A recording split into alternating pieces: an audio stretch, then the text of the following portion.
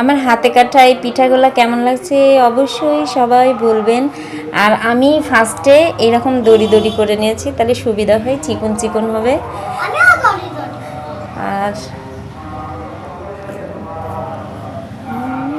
কেটেছি, যদিও আমি খুব ভালো পারি না, তারপরেও চেষ্টা করেছি। আর আমি সবসময় আমরা এইভাবেই এই পিঠাটা এইভাবে বানাই। আপনাদের ওইদিকে কী বলে জানি না, তবে আমরা এটাকে সই পিঠা বলি।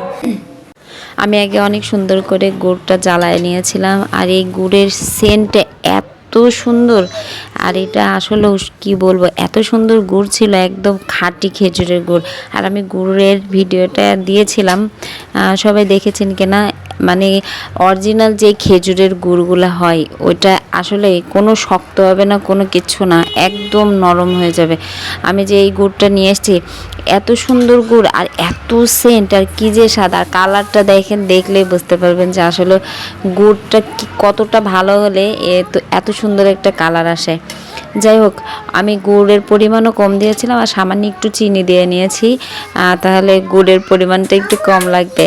আর আমি পিঠাগুলো অনেক সুন্দর করে কেটে নিয়েছি।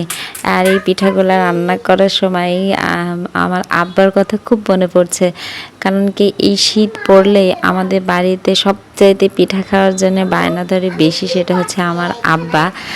আর এই পিঠার আয়োজনটা আমি বেশি করতাম, আর এখন যেহেতু আমি বাড়িতে নেই তাই সেভাবে হয় না। তবে পিঠা খায় আর না খায়, তবে আয়োজন করতে বেশি মজা। আর আমার আব্বা সব রকমের পিঠা খেতে অনেক পছন্দ করে, তাই আব্বাকে খুব মিস করছি। আসলে আমি বাড়িতে থাকলে কতবার যে পিঠা খাওয়া হতো তার ঠিক নেই। আর এখানে তো মনে করেন যে আমরা তিনজন, আন্নাফি তো সেভাবে খেতেও পারে না, আর এখন অল্প একটু বানালেই তিনজনের হয়ে যায়, এটাই মনে করেন যে 2-3 দিন খেতে পারবো।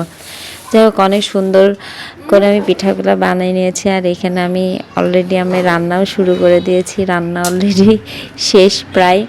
আর আমি দুধ জাল দিয়ে রেখেছিলাম, সেই দুধটা পুরোটা দিয়ে দেবো। প্রায় 1 কেজি দুধ আমি 1/2 কেজি মতো করেছি, কারণ সারা দুধ না দিলে অত স্বাদ হবে না। আর আমি এই খেজুরের গুড়ের মধ্যে দুধ দিলে যেহেতু ফেটে যায়, এই জন্য আমি কী করেছি, আগে সুন্দর করে জাল দিয়ে পিঠাটা বানাই নেওয়ার পরে দেন আমি চুলোর জালটা একদম লোতে করে রেখে তারপরে আমি দুধটা ঢেলে দিচ্ছি, যাতে দুধটা দেওয়ার সাথে সাথে কেটে না যায়, আর ফোটালে পারে তো কেটে যাবে। তারপরে আমি একদম লো জালে রেখে দুধ দেওয়ার পরে যখন হালকা একটু মানে ফুটা ফুটা একটা ভাব হবে, তখন আমি এটা নামাই নেব যাতে না কাটে। তবে এটা খেতে অনেক স্বাদ হয়েছিল, আর খেজুরের গুড়ের সেন্টটার জন্য মানে কি বলবো, অসাধারণ অসাধারণ। নিজের রান্না বলে বলছি না, তবে আমার এটা অনেক পছন্দের একটা পিঠা। আর শীতকালে আমার সব রকমের পিঠা বেশি পছন্দ, তবে চিতই পিঠাটা সবচাইতে বেস্ট।